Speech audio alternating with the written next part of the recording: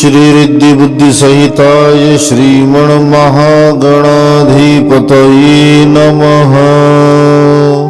श्रियं सरस्वतीं देवीं गणेशं स्कन्दमीश्वरं ब्रह्माणं वन्नीन्द्रादीनं वासुदेवं नमाम्यहम्। गुरुर्ब्रह्मा गुरुर्विष्णु गुरुर्देवो महेश्वरः गुरुर्साक्षात् परब्रह्म तस्मै श्री गुरुवे नमः। नारायण नमस्कृत्यं नरं चैव नरोत्तमं देवीं सरस्वतीं व्यासं ततो जयमुदीरयेत्।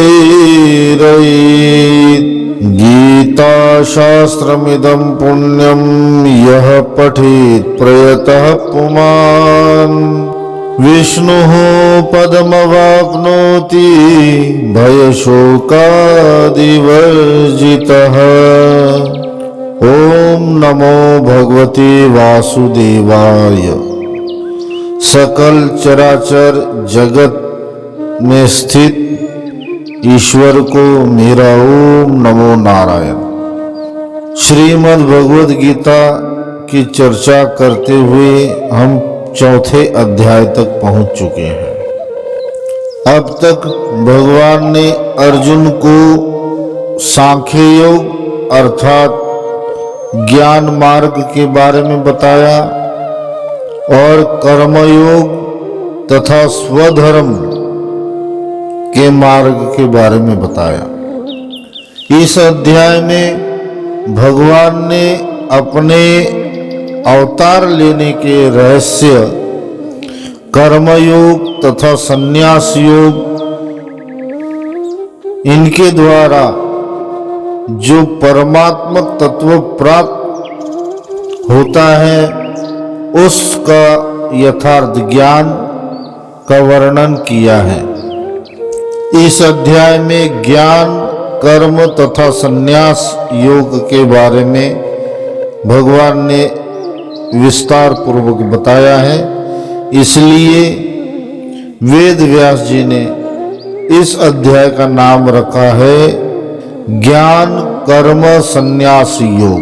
श्री भगवान वाच इमं विवस्वते योगं प्रोक्तवान् हमव्ययम् विवस्वान् मनवे प्राह मनोरिक्ष्वाकवे अब्रवीत्।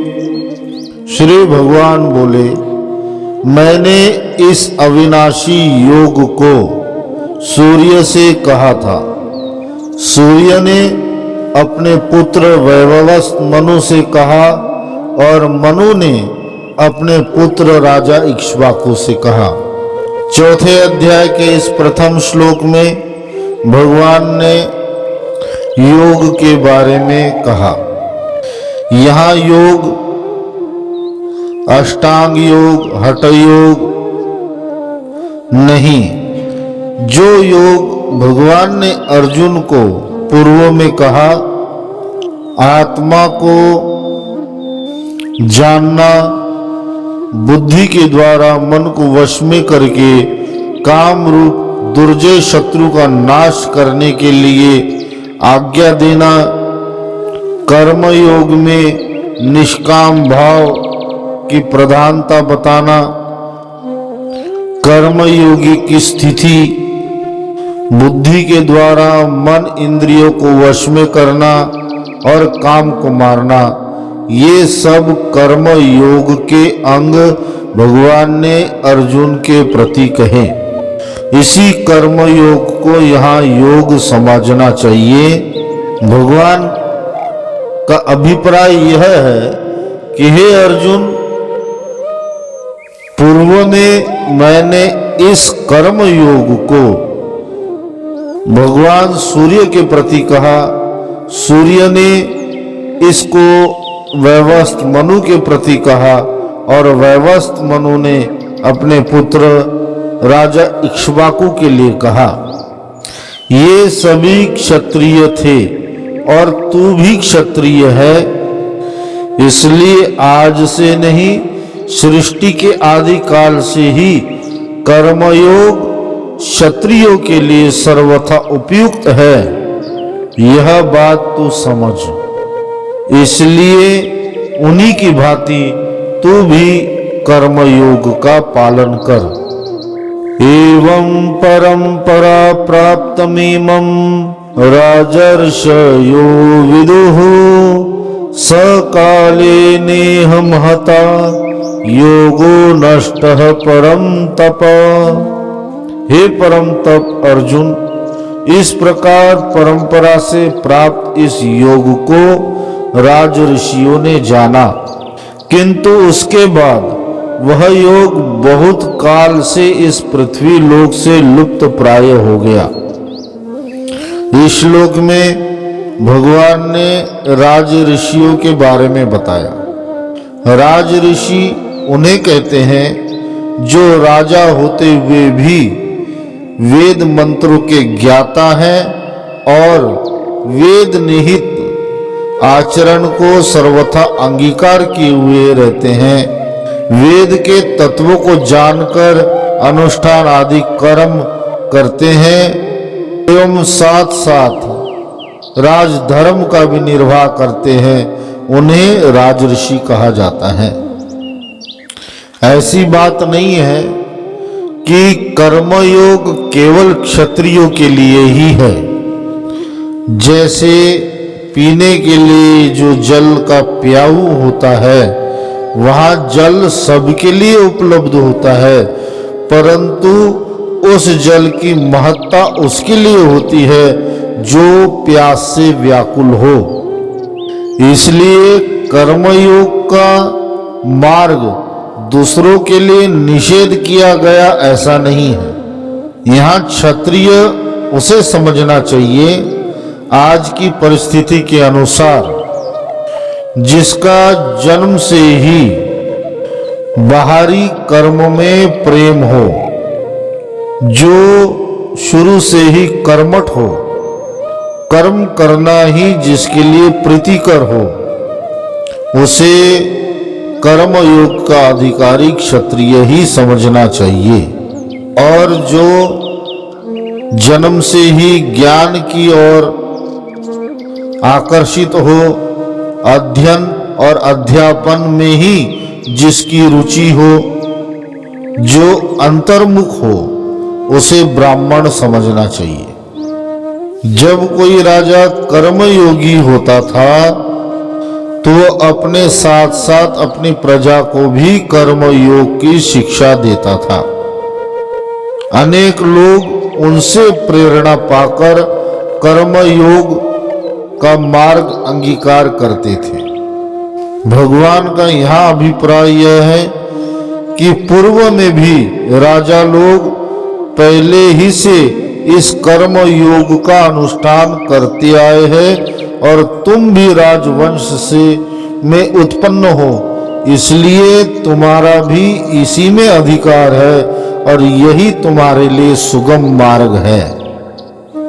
जब तक उन राज ऋषियों की कर्मयोगियों की परंपरा चलती रही, तब तक यह कर्मयोग का ज्ञान संसार में बना रहा, परंतु जैसे जैसे भविष्य में राजाओं की आसक्ति भोगों में होने लगी, काम सुख एवं इंद्रिय सुख में होने लगी, वैसे वैसे ही यह कर्मयुग का ज्ञान भी लुप्त होता चला गया। इसलिए इस ज्ञान को जानने वालों का इस पृथ्वी लोक में अभाव सा हो गया।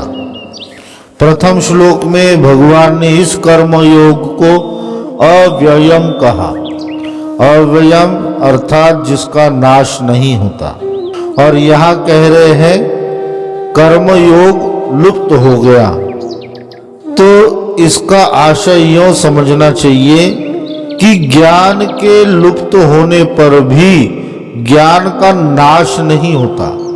जिस प्रकार ईश्वर अनादि है, अविनाशी है, नित्य है, उसी प्रकार उनको प्राप्त करने के साधन सांख्य योग, कर्म योग, जितने भी साधन हैं वह सभी भी उन्हीं के भांति नित्य है, अनादि है। उनका नाश नहीं हो सकता, वो लुप्त हो सकते हैं, क्योंकि लोग उन्हें जानने वाले, उस ज्ञान को जानने वालों का अभाव होने के कारण वो साधन, वो नियम लुप्त हो सकते हैं, परंतु उन नियमों का नाश नहीं हो सकता। इसलिए प्रथम श्लोक में भगवान ने योग के साथ अव्ययम पद का उपयोग किया है। भगवान कहते हैं कि हे अर्जुन, यह योग सब प्रकार के दुखों से और बंधनों से छुड़ाकर परमानंद स्वरूप मुझ परमेश्वर को सुगमता पूर्वक प्राप्त करा देने वाला है। इसलिए यह अत्यंत ही गोपनीय है।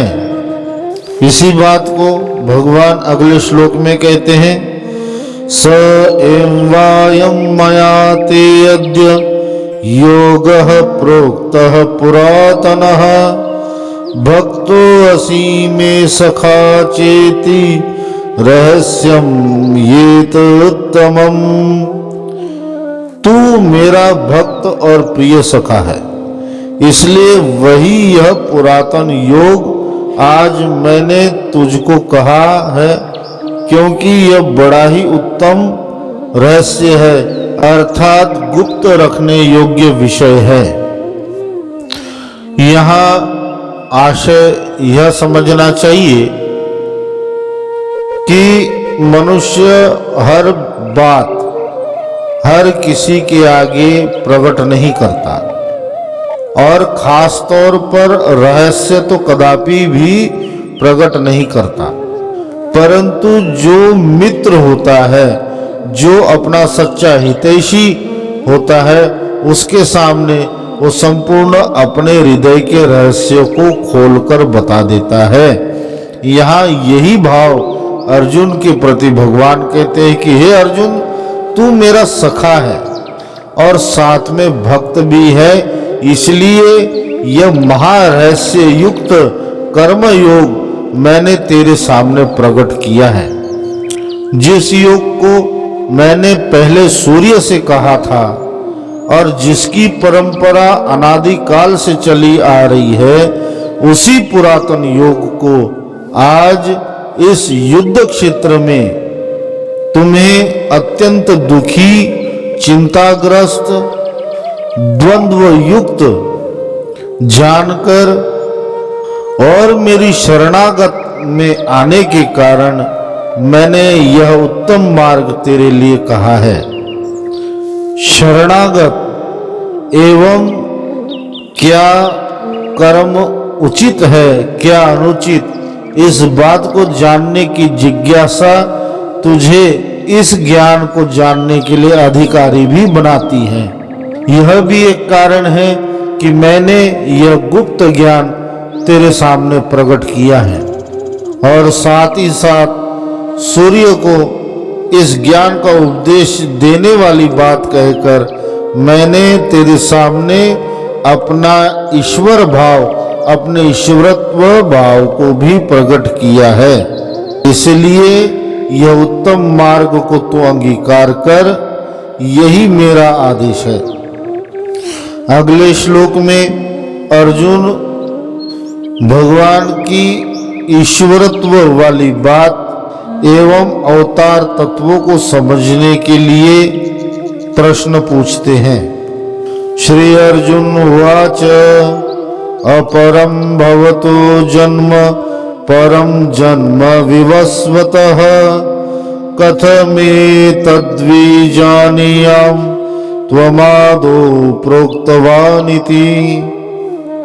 अर्जुन बोले, आपका जन्म तो अर्वाचीन अभी हाल का है और सूर्य का जन्म बहुत पुराना है, अर्थात कल्प के आदि में हो चुका था, तब मैं इस बात को कैसे समझूं कि आप ही ने कल्प के आदि में सूर्य से यह योग कहा था। इसी बात को भगवान ने पूर्व में भी अर्जुन से कहा था कि हे अर्जुन, यह आत्मा ना तो जन्मता है ना तो मरता है। तू और मैं पूर्व में भी थे, अभी भी है, परंतु भगवान की स्पष्ट बात, पूर्ण बात अर्जुन अभी भी नहीं समझा।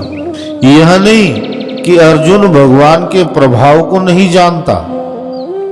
द्रौपदी की लाज बचाना, वारणाव्रत में लाक्षागृह से बचाना, चावल का एक दाना स्वयं पाकर संपूर्ण सृष्टि का पेट भरना और दुर्वासा मुनि के कोप से बचाना, ऐसे अनेक लीलाएं युधिष्ठिर के राजसूय यज्ञ में शिशुपाल की आत्मा भगवान में समा जाना, यह सब बातें अर्जुन जानता था।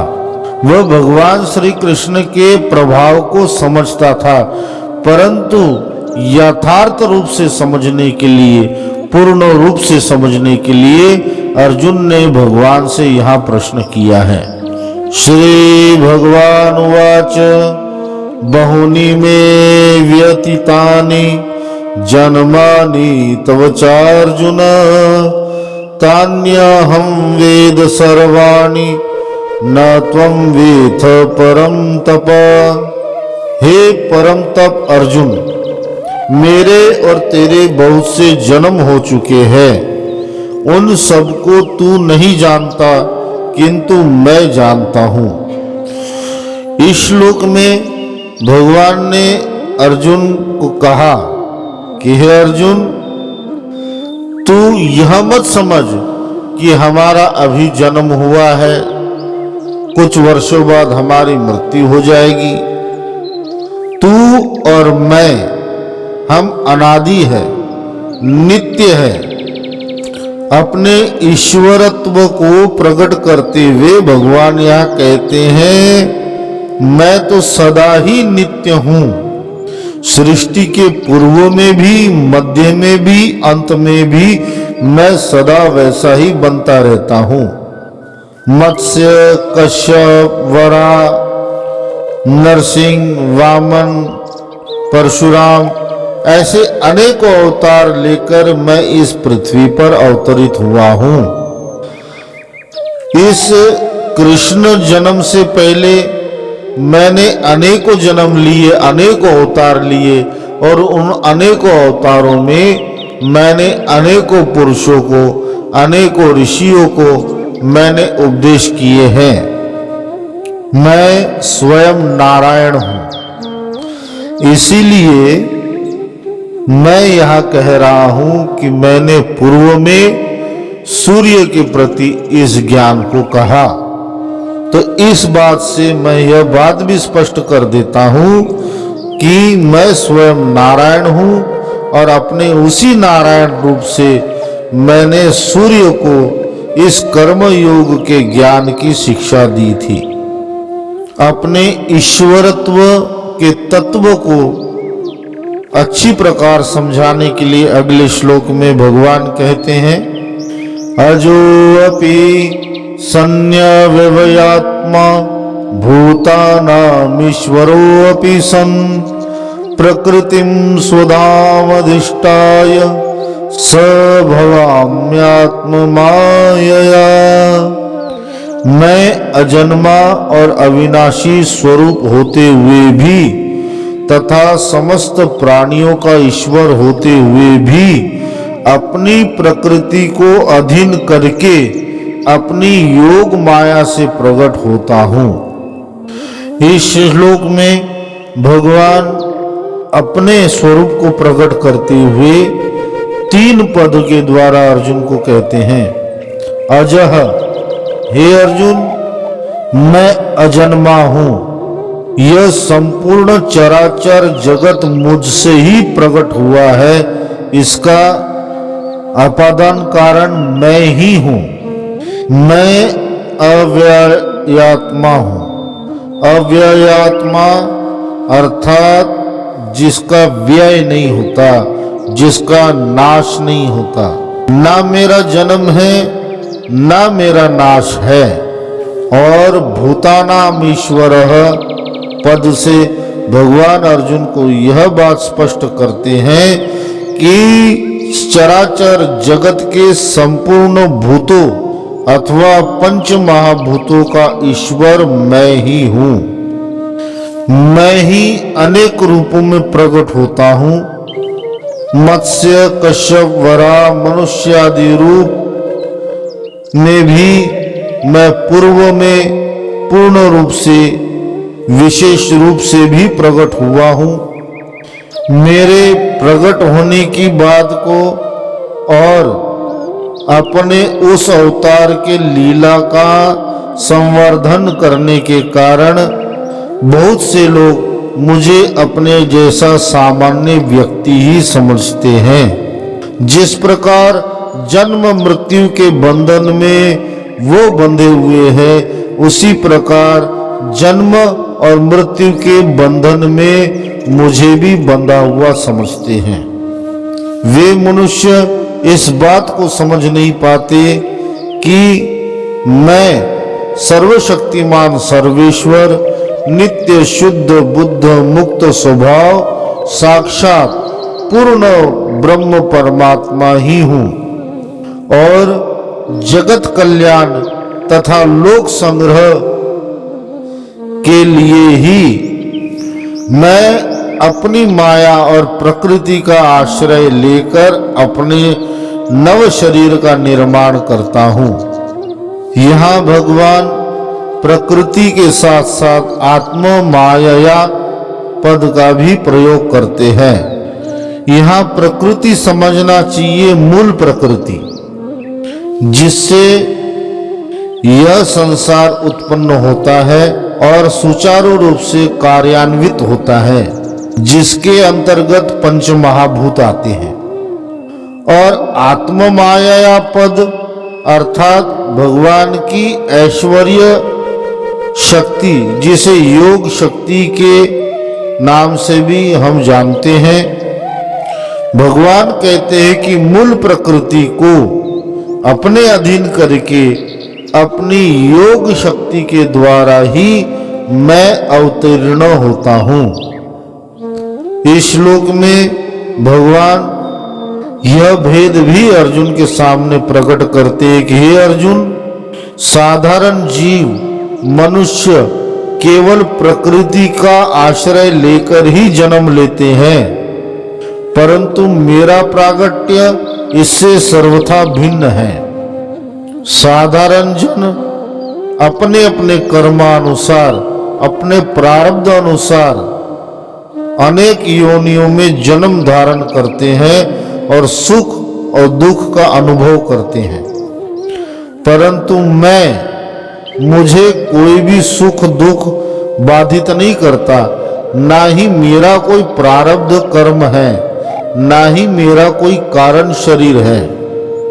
इसलिए मैं स्वयं आत्म माया अर्थात अपनी माया, अपनी योग माया से समय समय पर लीला करने तथा लोक संग्रह करने के लिए समय काल के अनुसार नाना प्रकार के रूप धारण करता हूं। मेरा वह जन्म दिव्य होता है, मेरी लीलाएं कर्म दिव्य होते हैं। मैं बाकी जीवों की भांति परतंत्र नहीं होता, मैं स्वतंत्र होता हूं। जन्म से हम साधारण मनुष्य अपनी इच्छा अनुसार रूप नहीं बदल सकते। अपनी इच्छा अनुसार ना ही हम किसी गर्भ में प्रवेश कर सकते हैं, ना ही जन्म ले सकते हैं। हमारे प्रारब्ध कर्म ही हमारा अगला जन्म निर्धारित करते हैं, परंतु भगवान के विषय में ऐसा नहीं है। वे जब चाहे जिस रूप को धारण कर सकते हैं। कूर्म, मत्स्य, नरसिंह आदि उदाहरण प्रस्तुत है। वे जब चाहे छोटा हो सकते हैं और जब चाहे विशाल रूप बना सकते हैं। वराह अवतार और वामन अवतार इसका प्रमाण है। वे जब चाहे एक रूप में सिमट सकते हैं, जब चाहे अनंत रूप धारण कर सकते हैं। भगवान श्री कृष्ण के साथ गोपियों की रास इसका उदाहरण है, जहां भगवान ने एक ही समय में अनेकों गोपियों के साथ में रास नृत्य किया था और अपने अनेकों रूप धारण किए थे। यह सब कार्य प्रकृति से बंधे हुए नहीं हैं। इसलिए भगवान यह स्पष्ट करते हैं कि मेरा कोई भी जन्म प्रकृति से बंधा हुआ नहीं है। मैं प्रकृति के अनुसार नहीं, प्रकृति मेरे अनुसार कार्य करती है। इसलिए मैं स्वयं स्वेच्छा अनुसार अपने शरीर को धारण करता हूँ। ओम नमो भगवते वासुदेवाय। हरि ओम तत्सत, हरि ओम तत्सत, हरि ओम तत्सत।